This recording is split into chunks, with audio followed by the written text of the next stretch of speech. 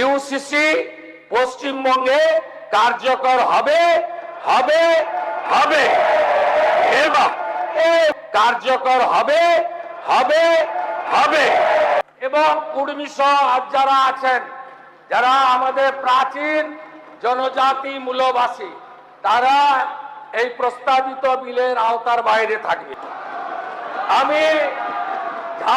আমি उत्तराखंड गुजरात के फॉलो करे। बंगाल विधानसभा चुनाव के दौरान गृह मंत्री अमित शाह ने एक विशेष समुदाय को संबोधित किया था, उनसे कुछ वादे किए थे, कुछ दावे किए थे। नमस्कार, जोहार, एचएनएन देख रहे हैं, मैं निशा मिश्रा आपके साथ में। मैं बात कर रही हूं कुर्मी समुदाय को लेकर।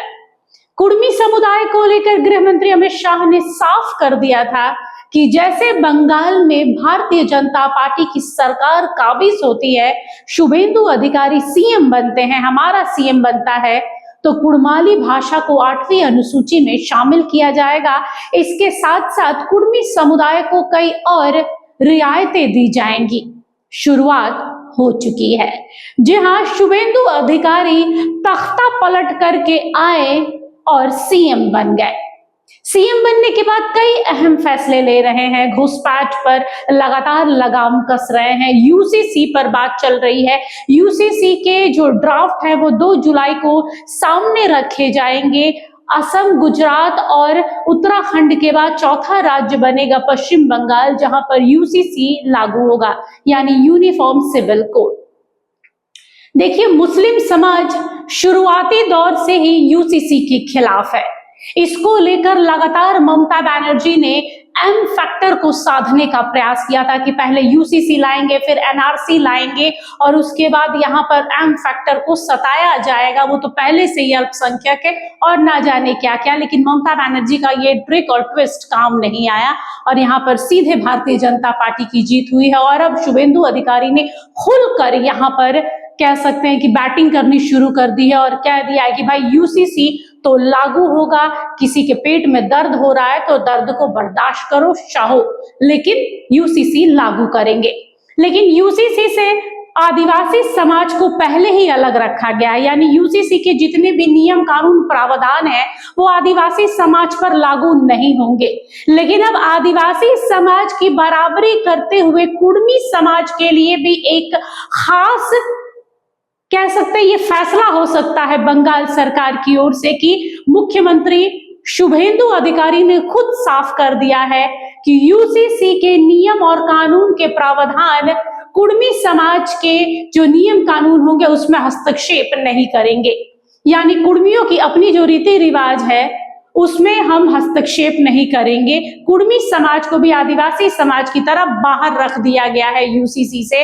और ये बड़ी उपलब्धता है कि पहली बार कोई राज्य है जिसने कुर्मी समाज को आदिवासी समाज के बराबर लाकर खड़ा किया है यूसीसी के मामले में। और ये कहना गलत नहीं होगा। एक काम करते हैं, पहले हम सुन लेते हैं शुभेंदु अधिकारी को। शुभेंदु अधिकारी ने क्या कहा है। আমরা কমিটেড এবং এই বিল আমরা আনবো। আমাদের যার আদর্শে ভারতীয় জনতা পার্টি ডক্টর শ্যামাপ্রসাদ মুখার্জি তিনি সব সময় বলে এসেছেন, এক দেশ এক প্রধান, এক বিধান, এক নিশান। আমরা পশ্চিমবঙ্গেও আমরা ইউনিফর্ম সিভিল কোড বিল ইন্ট্রোডিউস করব। আমরা আজকে যে স্টেটমেন্ট দিচ্ছে আপনি বিচলিত হবেন না, শুনুন আপনার অবজেক্ট। আমরা এই বিলে source base and reading approach Gujarat uniform civil code bill 2026, the uniform civil code Assam 2026, the uniform civil code of Uttarakhand 2024 একে বেস করে আমরা ইউনিফর্ম সিভিল কোড বিল আনতে চলেছি, যেখানে এই রাজ্যে একটা আইন চলবে, ধর্মের ভিত্তিতে দুটো বিল চলবে না। শুধু এক্ষেত্রে মূলবাসী, আদিবাসী এবং কুর্মী সহ যারা আছেন, যারা আমাদের প্রাচীন জনজাতি মূলবাসী তারা এই প্রস্তাবিত বিলের আওতার বাইরে থাকবে। আমি উত্তরাখণ্ড গুজরাটকে ফলো করে একটি কমিটি গঠন প্রস্তাব আকারে আমরা করেছি। সেই কমিটির হেডে থাকবেন সুপ্রিম কোর্টের retired justice Ranjana Desai chairperson. এর সঙ্গে মেম্বার থাকবেন একজন retired IAS officer, legal expert, একজন শিক্ষাবিদ, একজন সোশ্যাল ওয়ার্কার এবং একজন additional secretary general administration department secretary হিসাবে। এই টাস্ক ফোর্সের কাজ যেগুলো দেওয়া হয়েছে, conduct a comprehensive study of the various personal family laws prevailing in the state including provisions related to marriage, divorce, maintenance, succession, adoption and live in relationship, এই ধরনের মোট 9টি বিষয় এই কমিটিকে দেওয়া হয়েছে। আমি এই হাউসে অ্যাসিওর করছি যে এই কমিটিকে 4 সপ্তাহ টাইম দেওয়া হয়েছে। ক্রান্তির মাস আগস্ট মাসে এই কমিটির সুপারিশ গ্রহণ করে আমরা ইউনিফর্ম সিভিল কোড বিল আনব এবং এই বিল পশ্চিমবঙ্গে কার্যকর হবে। আপনাদের যদি কিছু বলার থাকে তথ্য অভিযোগ দিয়ে আপনারা retired justice supreme court Ranjana দেশাইয়ের কমিটির কাছে আপনাদের বক্তব্য রাখবেন। কিন্তু শুনে রাখুন, উই আর কমিটেড, আমরা সংকল্পপত্রে লিখেছি ইউসিসি পশ্চিমবঙ্গে কার্যকর হবে হবে হবে।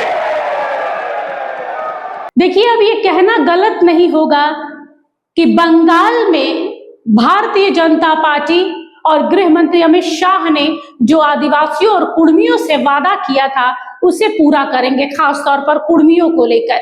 अगर यूसीसी से उन्हें बाहर रखा गया है तो जल्द ही कुड़माली भाषा को भी 8वीं अनुसूची में शामिल की जा सकती है। देखिए, कवायद जारी है, वादे गृह मंत्री अमित शाह ने किए हैं और यकीन मानिए जिन जिन वादों और दावों को गृह मंत्री और पीएम मोदी ने किया है उसे अभी तक ऐसा नहीं हुआ कि पूरा नहीं किया गया है। पूरा किया गया है।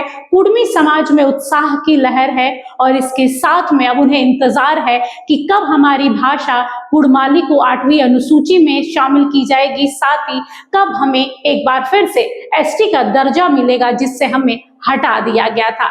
उम्मीद पर दुनिया कायम है। कुर्मी समाज लगातार आंदोलन कर रहा है, लगातार दिल्ली, लगातार झारखंड, बंगाल, सब जगह से लोग आ रहे हैं। कभी हुंकार रैली, कभी अधिकार रैली निकाली जा रही है ताकि उनके अधिकारों का जो हनन हुआ है उसे फिर से वो पा सके, वो एसटी का दर्जा पा सके।